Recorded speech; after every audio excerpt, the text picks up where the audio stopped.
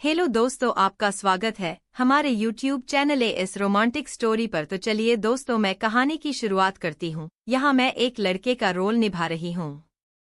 मैं जब अपनी सौतेली बहन के कमरे में गया तो देखा वह अपनी मोबाइल में वह वाली वीडियो देख रही थी और उस वीडियो की आवाज़ भी तेज थी। मैंने कहा, दीदी तुम यह सब क्या देख रही हो? तो वह बोली, दरवाज़ा बंद करके आओ, तुम भी देखो, बहुत मज़ा आएगा। मैंने कहा, दीदी तुम यह सब कब से देखने लगी?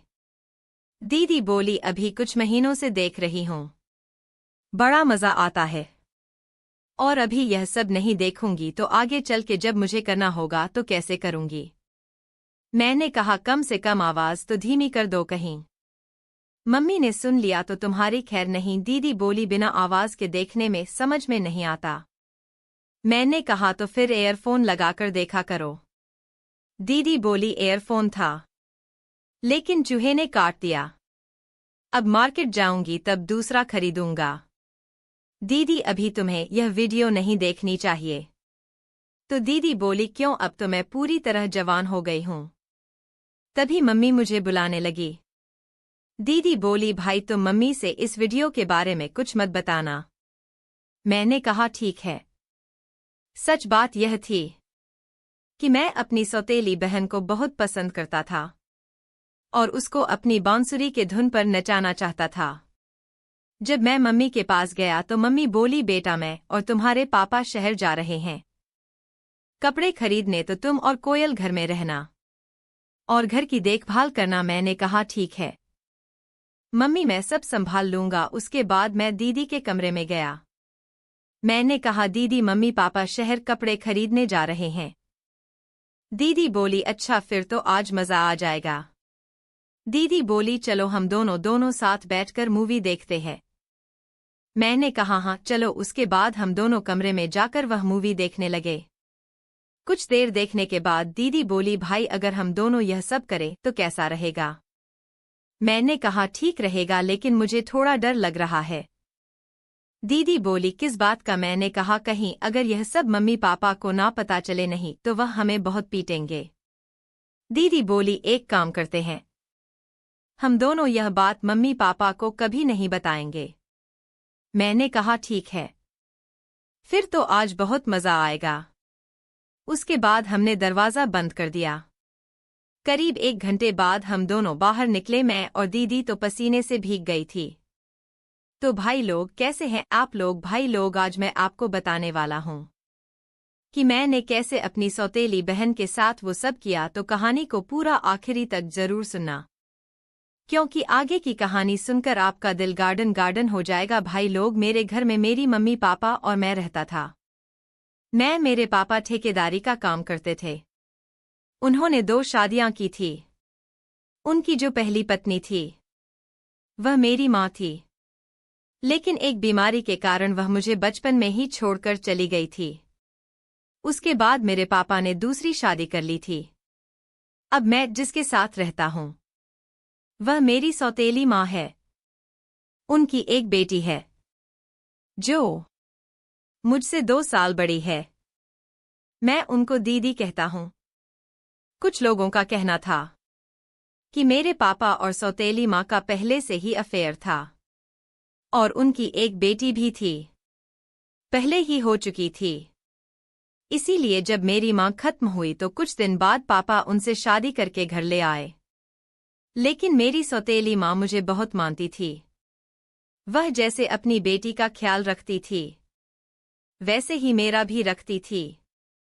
मैं और मेरी सौतेली दीदी एक ही कमरे में सोते थे। धीरे धीरे समय बीत रहा था। अब मैं और मेरी दीदी पूरी तरह जवान हो गए थे। एक दिन शाम को मेरे पास और एक घर के सभी लोग बैठकर खाना खा रहे थे। मैंने देखा पापा थोड़े उदास लग रहे थे। मैंने पूछा, पापा क्या बात है, तुम उदास लग रहे हो?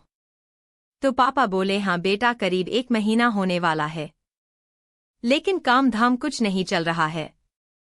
अब तो घर का खर्चा चलाना भी भारी पड़ रहा है। कुछ दिन बीतने के बाद मेरे मन में आया कि मैं भी कुछ करूं जिससे पापा को थोड़ा आराम मिले। एक रात मैं और दीदी जब सो रहे थे तब मैंने कहा दीदी अब हम दोनों जवान हो गए हैं, अगर तुम बुरा ना मानो तो एक बात कहूं। दीदी बोली हाँ कहो। मैंने कहा दीदी अब मेरा वो सब करने का बहुत मन करता है। दीदी बोली अच्छा तो इसमें मैं क्या करूं। मैंने कहा अगर हम दोनों वो करें तो कैसा रहेगा। दीदी बोली अब आए ना लाइन पे, इसीलिए उस दिन मैं तुम्हें वो वीडियो दिखा रही थी। मैंने कहा लेकिन दीदी उस दिन मुझे लगा तुम वो वीडियो ऐसे ही दिखा रही हो, इसलिए मुझे थोड़ा अजीब लग रहा था। लेकिन कल रात जब पापा का उदास चेहरा देखा तो मेरे दिमाग में आइडिया आया कि अब जो हम दोनों वो सब करेंगे तो इससे पापा को भी हेल्प मिलेगी। दीदी बोली वो सब तो ठीक है, लेकिन क्या पापा हम दोनों को वो सब करने देंगे। मैंने कहा तुम ठीक कह रही हो, अगर पापा को यह बात पता चली तो वह हम दोनों को जान से मार देंगे। दीदी बोली अगर मेरे हिसाब से चलो तो हम वह सब भी कर लेंगे और पापा को पता ही नहीं चलेगा। मैंने कहा लेकिन कैसे दीदी। दीदी बोली जो हमारा पीछे वाला कमरा है, हम उस कमरे में सारा सामान ऊपर वाले कमरे में शिफ्ट कर देंगे और उसी कमरे में हम दोनों वो सब करेंगे। मैंने कहा दीदी एक ना एक दिन तो मम्मी पापा को यह बात पता चल जाएगी, तब हम क्या करेंगे। दीदी बोली जब पता चलेगी तब देखा जाएगा, लेकिन जब हमारा काम सफल हो जाएगा तो मम्मी पापा को भी हम पर गर्व होगा। उसके बाद हम वह सामान लाए जिसकी हमें जरूरत थी। फिर हम उस दिन का इंतजार करने लगे जिस दिन घर में मेरे और दीदी के अलावा और कोई ना हो। फिर एक दिन वह घड़ी आ गई जिसका मुझे और दीदी को बेसब्र से इंतजार था। मम्मी पापा शहर गए थे कपड़े खरीदने, अब मैं और दीदी घर में बिल्कुल अकेले थे। मैंने कहा दीदी चलो हम जल्दी से वो सब करने के लिए कमरे को खाली करेंगे। उसके बाद हमने कमरे का सारा सामान ऊपर वाले कमरे में शिफ्ट कर दिया। मैंने कहा दीदी तुम पहले कभी की हो या आज पहली बार है। दीदी बोली आज मैं पहली बार करूंगी, और तुम बताओ तुमने कभी किया है। मैंने कहा मेरा भी पहली बार होगा। उसके बाद मैं जमीन पर चटाई बिछाने लगा। दीदी बोली अब जाओ जल्दी से सारा सामान लेकर आओ। उसके बाद मैं सारा सामान ले आया। दीदी बोली दरवाज़ा बंद कर दो। मैंने कहा जब घर में हमारे अलावा और कोई नहीं है तो किस बात की डर। दीदी बोली फिर भी बंद कर दो, तब हम अच्छे से कर पाएंगे। उसके बाद मैंने दरवाज़ा बंद कर दिया और हम दोनों करने लगे। 1 घंटे बाद हम दोनों कमरे से बाहर आए। हम दोनों पसीने से भीग गए थे। दीदी बोली कैसा लगा। मैंने कहा दीदी सच में मज़ा आ गया। दीदी बोली अभी कुछ नहीं है, जब हमारे पास ढेर सारे पैसे आएंगे तब देखना और भी मज़ा आएगा। उसके बाद हमने कमरे में ताला मार दिया और बरामदे में आकर टीवी देखने लगे। मैंने कहा दीदी हमने जो माल तैयार किया है उसे सेल कैसे करेंगे। दीदी बोली इसके लिए हमें छोटी छोटी दुकानों पर संपर्क करना होगा और उनको अपना माल सप्लाई करना होगा।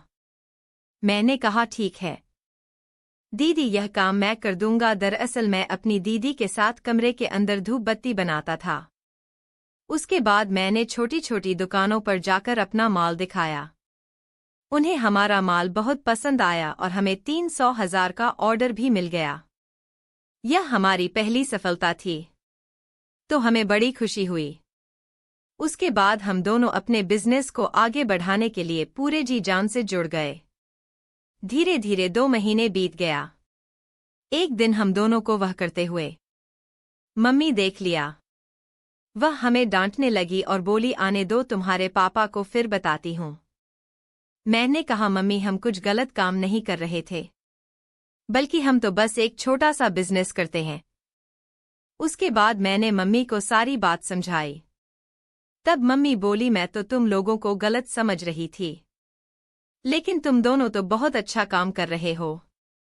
उसके बाद यह बात जब पापा को पता चली तो वह भी अब हम पर गर्व करने लगे। यह सब जानने के बाद मम्मी पापा भी हमें सपोर्ट करने लगे। दोस्तों यह कहानी सुनाने का उद्देश्य किसी को परेशान करना, किसी का दिल दुखाना नहीं है। तो दोस्तों आपको हमारी कहानी कैसी लगी आप हमें कमेंट बॉक्स में जरूर बताएं। थैंक यू और लव यू।